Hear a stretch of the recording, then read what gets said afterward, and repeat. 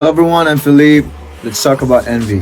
Since I was a kid, hindi napapasa akin yung lahat ng bagay kasi I grew up sa family na hindi ganun ka well off and my parents nagtatrabaho sila sa ibang bansa just to provide for us. Minsan, iniisip ko na sana nandito sila para makapunta sa graduation namin. So, it was easy kasi na-visualize ko na sa utak ko kung anong klaseng kanta and the thing.